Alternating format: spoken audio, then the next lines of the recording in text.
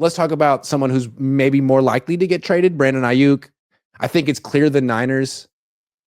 Well, I think it's clear that the Yorks would be open to trading him. But that's not a football move. That's a financial move, and it's not a cap space move. It's just a straight up York's bank account move, which is hard to get excited about. What do you think about potentially trading Aiyuk? Don't mind me, Grant. I just got a sign here. Just chilling. Just walk around with that. Hey, by the way, have you seen this? By the way, I'm gonna stick this. I'm gonna get this vinyl on my car for a week and just driving this around.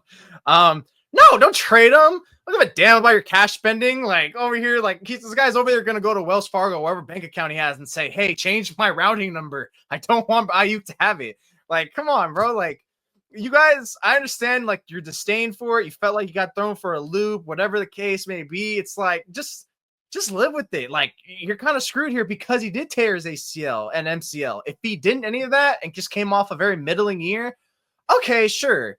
Like at that point, maybe you could get a 3rd round pick for him or a 2nd round pick. And then you save some money. No, keep him because it kind of goes back to the same point. Like, what did you extend? Why I wanted them to extend him is you're extending him because it's an investment at your quarterback position as well, which is going to try to coincide with your potential extension if you do with Brock Purdy or whoever is there. Like, I understand, like, concern, like, when he's going to be back. Will he ever return? It's like, you know what? It's like, again, and I think we covered it last week too. It's like you kind of put yourself in a little bit of this Dre Greenlaw situation when it's like you gave him up for a 4th and 5th just to save some money in 1 year. That's not cap space. That's not this and that. And now look, now he's killing it with the new team. You're going to be looking like, it's like, wow, you guys were really frugal about that. You guys were very moronic. You kind of rage traded. That's what I said last week. You fantasy football rage traded because you got swindled after like a couple bad performances. In this case, you got swindled because of the extension. So no, do not trade him. It just seems unnecessary.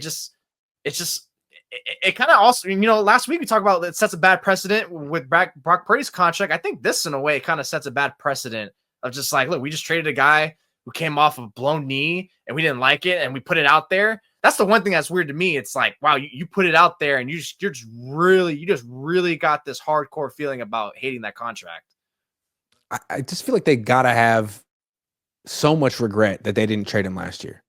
Because, I mean, they didn't know he was going to hurt his knee, but they knew they didn't want to pay him really. And they could have gotten a 1st, maybe an early 2nd for him. Now, I don't know what you're going to get for him, especially if you're like intent on trading him before April 1. So you don't have to give him that essentially $23 million option bonus. That means the other team has to give it to him. So what team is like trading you a 3rd round pick so they can immediately cut Aiyuk that check? I don't know that any team is. So I think the Yorks might just give him away, but that could come back to bite you because, I mean, what if he makes a full recovery, like, and you got nothing for him? He looks stupid. And let's specify, who do we think is the ones that really are putting this out there at they hit that contract? Is it Kyle Shanahan? I don't think so. I don't think it's Kyle. Kyle's the one that ran up the stairs. That little story that Silver wrote, whoever wrote, that ran up the stairs and says, "Don't trade him." Like, so I highly doubt it's him. John Lynch might be kind of in the middle where we love Brandon, but I get it. And then after that, it's obviously the finances team, like Paraj, his execs, his staff members, maybe even Jed York. I think those are the ones that like for sure like are so outspoken, just keep letting everything know about this. I really don't think it's Kyle Shanahan who has a problem with this. I do think we need to account for the weird year that happened last year. Like there was the holdout. And that seemed, regular. It happens every year, but the way Aiyuk's went down seemed like it left bad blood between both sides. And then once it was finally over, it didn't seem like it was really over. Like Aiyuk still kind of seemed miserable, and there was that whole weird shorts thing. And I wonder if he wants to be here, and if they want him here, and if that's sort of what's going on in addition to the finances.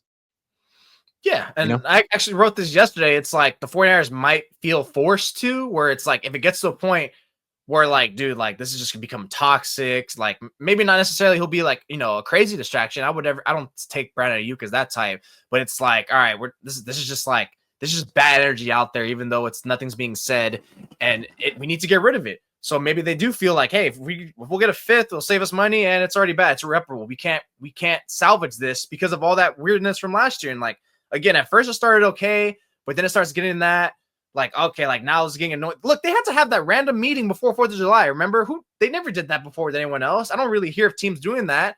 So they have to have that random meeting. John Lynch had to fly in from wherever he's living at, and other people like right before 4th of July. And then they finally get those trades going. And he's like, no, I don't want to go there. Okay, Brandon, what about this? No, I don't want to go there. Well, make up your mind. Like, do you want to stay with us, bro? Like, I think it's the indecision. Once they started getting there, that's where it started like pissing the 49ers off. And the fans. What about this?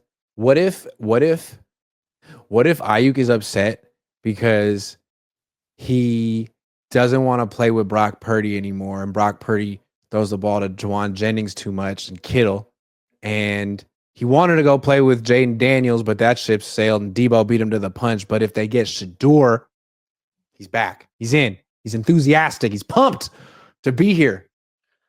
We think.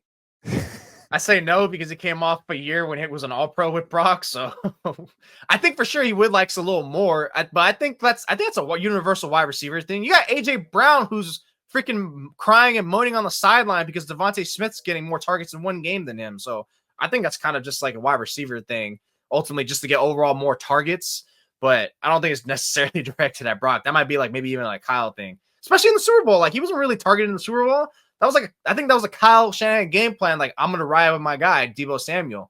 Like come win me this ring. Take me home country roads, baby. And then it didn't happen. If they were to trade Aiyuk, how would they spin it to the fans? Oh, God. That's a great question. I mean, I think honestly, I don't think they need to spin it because I think there's a large portion of fans who still are salty at Aiyuk. The same way, look, honestly, I've had this new saying like, for the last 2 years. It's like, look, like as much as like casual fans sometimes could be like a little like, you know, we're not really on the board. I think in terms of like the energy and the vibes they feel, they're never off. It's like, look, if your vibe's feeling that way, so is the team. Like training camp, like, hey, these vibes are weird. Like everyone felt it. Most fans felt like, yeah, it wasn't really feeling good. And then sure enough, like it set, like it was really off. Like it was really off. So I think like they kind of turn on them. Hell, I've even had like certain people in my family or just friends come in like, dude, like what's up with Aiyuk's like BS? It's like, what BS? What has he done? Like like, sure, there's been some antics that are a little unnecessary, but like you're acting like he did something that was like extremely like very like boisterous or something. Like, I don't know, like, okay, the shorts one, that was definitely forced. But like the social media stuff, it's like, look, come on, like there's been plenty of professional athletes for extension that did that, but there's a lot of fans who, kind of like turned on them. So I think they wouldn't need to really spin it that much or have to put too much investment into that. I just don't see why a team would trade for Aiyuk now. I mean, No. He's coming off an injury. I don't think he can run yet. Maybe he can do a little, but he has a long ways to go in his rehab. He's expensive. And you have to give him a check on April 1. What is the incentive for a team to say, yeah, let's do it. Let's do it on March 28th.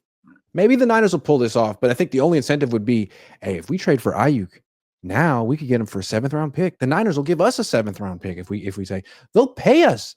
They'll give us a double cheeseburger if we trade for him right now. And they make great double cheeseburger. I don't know. I don't see what the incentive is. Especially if you're a team, why not wait for the 49ers to get put on that hook with that payment and then you trade them kind of. Wait. There's so many incentives to wait. You don't have to pay him $23 million. You get to learn a little bit more about his knee. And there's no guarantee that his knee's going to make a full recovery, right? It wasn't just the ACL. It was ACL, MCL, meniscus. You get all kind of more information. You don't even know if he's going to play this year. What if he's ahead of schedule and he's ready to go week 1? Maybe there would be a trade market for him. But if it's like looking at he's going to have a Dre Greenlaw type year, then what's the rush? What the Niners don't want to do is pay him to do nothing. Why would some other team pay him to do nothing this year? That's the Niners' problem. That's what you have to deal with. Sorry. That's just one you get. That's just one, I guess, L you got to just wear in the chin. Just be like, we're just going to have to ride with it out. I just think it's now you put yourself in a very weird, awkward situation because you guys have been force feeding so much of the smear campaign on him again, like you did last year by leaking the trade, that leaking that he wanted to trade, that leaking the trade offers, leaking the numbers. Which I remember in an interview, he said he did not like seeing the contract negotiation numbers put out there. He's like, yeah, I didn't like that. I think he was on with Shannon Sharp and he said that or something, but I digress. You're going like, how do you go back in that building now? Oh, we're stuck with him. He's not an idiot. He sees and hears what was going on. And if he hasn't, someone's been telling him, like, it's like, wait, like they really hate it that much. And it's like, all right, well, gonna take my time and come back or something like that's why I think that's why I think it goes back to like that's why you maybe trade him or have to trade him and like even take like the lowest offer because look, they're doing this to themselves by doing the smear campaign. They did it last year by waiting for the contracts, and they're doing it now. But it's just all this weird things that the way they keep like trying to attack their players through the media.